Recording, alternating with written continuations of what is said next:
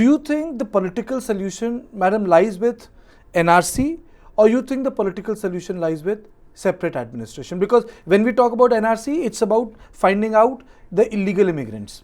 NRC means who have come from outside and they have settled there, so you have to ensure that they are not part of the political process. They don't do something which has happened in Assam. Or something like Bodo Autonomous Council. And I'm opening this, I'm just broadening it out, because a lot of questions on military and tactic have already been answered on this program. Now I'm making slightly more political. Where does the political solution lie? It's like you have to have an out-of-the-box thinking. NRC, I myself support NRC. I have also urged the government of Manipur that if there are immigrants from any community, not only the Kukis, from the Meiteis, from the Meitei Pangals, that's the Muslims and the Nagas, because I know myself that there are also among the valley dwellers who come from outside, I mean the Meiteis, and also some friends from the Nagas. So, if we are demanding NRC to solve this problem, I was the one who really supported it. And I urge the government of Manipur to detect if any illegal immigrants have entered into this country. It is the responsibility of the government to detect, find out, and see under which umbrella they should be kept, or deport them. I have been urging the government time and again, but the government of Manipur listens nobody. Please go ahead. Please go ahead. No one is you will not. You. Yeah, I know. I know our honorable MLA is going to agree with me. Yeah, I agree with you. Yeah. So, today, I am very sorry. But at the same time, I'm going to say that I will never be trapped into this mudslinging. That you are wrong, I'm right, he is wrong. I'm not going to trap myself in this. One thing, let me take a few minutes. The Meiteis and the Kukis live together peacefully. And if the Kukis are being accused of not allowing, or the tribals not allowing the valley people to settle down in the hill areas, I think my status with them is the same. You know why? Because the hill areas are, the villages are owned by the so-called chiefs of villages. And if I want to go and stay, I have to get, some kind of permission from the chief. Maybe I go and boil tea, or I go and give him one shawl and ask him if I could get a place in that village. So likewise, I think we all are the same status. Now, in Churachandpur district, there were 2-3 Meitei villages, very big villages, localities, where we have been living together. And mind you, they were also in the list, in the voters list, around 7,000-8,000 voters, Meitei voters in this hill district. At the same time, in Tungnopal district, in More, there are many Meitei brothers and sisters who have settled down there, and they were listed in the voters list, and in Kangpopi district. So wherever the Kukis, live, our Meitei brothers and sisters also live together. We all live together. Whereas in Naga inhabited areas like Okrul, you don't find any Meitei village.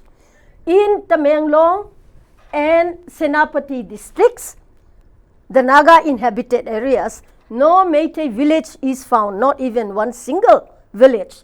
And they are not in the voters list. Okay. So, what I'm trying to come to a point is that Kukis and Meiteis live together, even in the hill districts. maybe not in the interior parts, because there are no Basically, no you are roads. saying that there are composite villages even in the hills. Yes, it's yes. not as if Metis are only living in the valley and Cookies are living in the hill area. That's the point you're making, Metis madam? also live, and we also live in the valley, around Imphal. Yeah. Why I have a house in But Imphal? why are most of the Cookie intellectuals I have spoken to talking about separate administration? Well, why has that come up? You know, I didn't read any article 6 months ago. Yeah. I did not read No, any no. academic paper on it 6 months ago. No, there was a long-standing demand. It was a long-standing demand, maybe dormant, but it's like something just came out of the box and said, "Well, focus on me." No, I think there is no long-standing Yes. demand. I'll explain. You see, the Sioux groups, we the civilians did not know anything about these, the talk, the agreement that the Sioux groups had with the state government and also the center government. And what they said later on was TC or something like that. The Cookie civilians did not know anything about it. So, let me come to this point. I think, not only think, I'm convinced, the CM is responsible in the state. And the center, I want to blame the center. Today, Mr. Biren Singh calls the Cookie, the so-called the Sioux groups, terrorists. If the Cookie Sioux groups are terrorists, why build designated camps for them? Why do you build designated camps for the terrorists? And why do you fund them? Why do you give them salary? Per month, some few thousands, I heard, is being given. And today, when they do not fit into your narrative, you call them terrorists. I am a victim. Let me be very clear. Let me be very open. I am a victim of this manipulation. Why? When I contested parliamentary election, these Sioux groups were summoned somewhere in Guwahati. I don't know what kind of agreement they had. So, I heard the Sioux group leaders had gone there, or I don't know where in the CM's bungalow. But today, as you see, This is a charge you are making. I'm charging. There's no proof. This is the Wait, charge. I'm the proof. No. I'm the proof. What? Because, let me tell you. There's no proof. No, please don't say that. I'm the victim. Mm-hmm. I have been kidnapped also.